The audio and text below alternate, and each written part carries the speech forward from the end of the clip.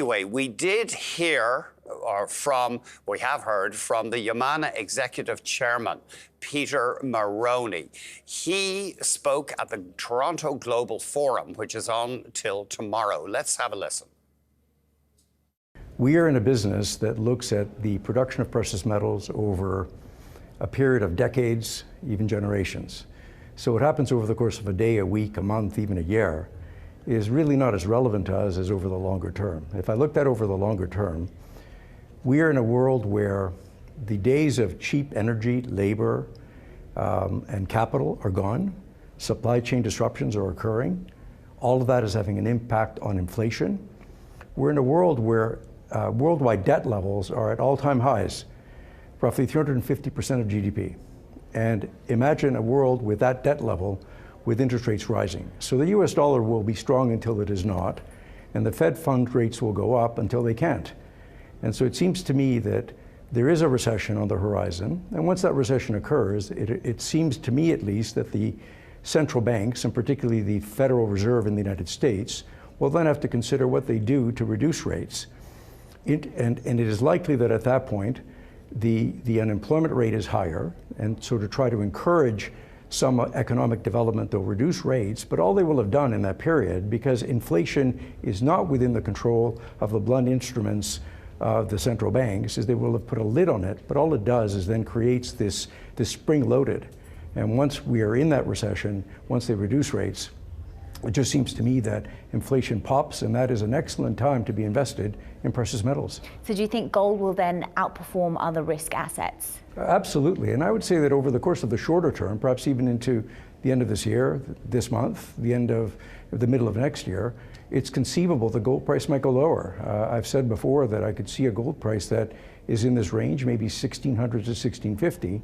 But as these other developments occur into next year and then the years to follow, it just seems to me that precious metals is the place to be, and they will go much higher.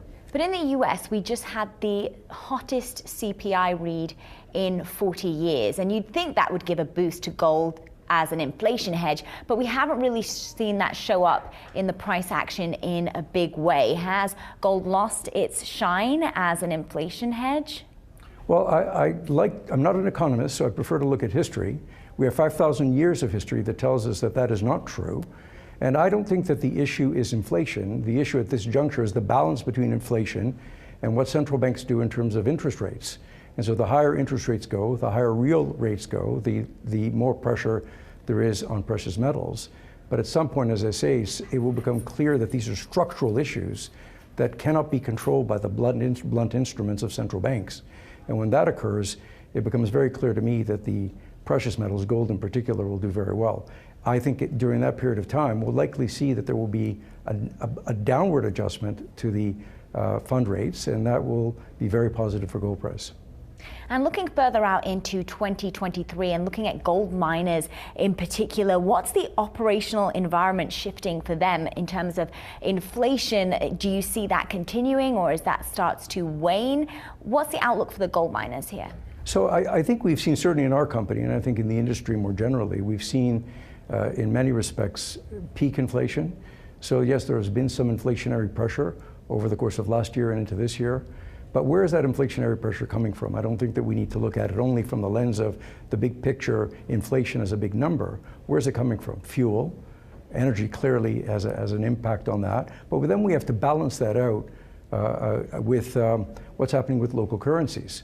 So a company that is operating in jurisdictions in the Americas outside of the United States, we take the benefit then of devaluation of local currencies as the US dollar strengthens. And that has been a great offset to the inflationary pressures. And just shifting gears a little bit here, how do you feel about the merger with Gold Fields? Do you think that will eventually get shareholder approval? And you were expecting to share the circular about the deal back in September, but what is behind the delay? Is there any uncertainty that this merger goes through? Well, we are always I was going to say whims, but I think more correctly it's the requirements of regulatory authorities. The Johannesburg Stock Exchange requires a valuation to be done. For a valuation to be done and to be included in the circular for Gold Fields, that means we have to complete technical reports on all of our assets. And in going through that process and then that valuation to be completed, that took a period of time. And so there was an element perhaps of optimism when Goldfields had mentioned having shareholder meetings in September, in May when we announced the deal, but we're on track. We've completed that process. The regulatory review is complete. And now we're on track to send materials to shareholders, which we expect to do for meetings that occur in late November. And Goldfields' purchase of Yamana may have got initial scrutiny from investors, yet how do you hope that the recent roadshow in South Africa by the latter's management, how that may improve the investor sentiment around it? Well, we represent an excellent value proposition. I think we need to start with that.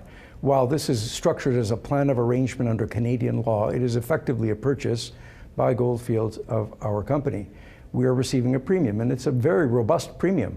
But I think the way to look at it is that the premium is representing an increase to the market price of the company, but is it representing the full value? And after 7 months of diligence, us on them and them on us, they came to the conclusion that there was a lot more value left in the company that can be exploited by the combination. And that's what I think is important here. So yes, we're receiving, if I looked at the spot price at time of announcement, more than a 40% premium. But if we look at that valuation as a proxy for what they saw in value and what our board sees in value, there's a lot more upside above that 40%.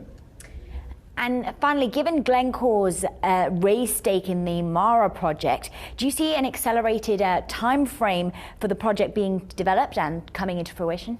Well, I like Mara for many reasons, but not the least of which is that it is a brownfield project, and that's very rare. So to put a fine point to it, we completed an integration of the Alumbrera facilities, the plant, all that infrastructure, tailings storage facilities, pipeline for concentrate movement to port, with our Agua Rica project. That's what created Mara. So what that means then is that we don't have to build a plant. The plant's already built. And when we look at a 115,000 ton per day plant, that's a big plant. That's a lot of steel, that's a lot of infrastructure, it's a lot of labor. When that's already built, that means that the risk to the project is significantly less, and the capital risks in particular are significantly lower. So the result of that is that we now believe that Mara will get built.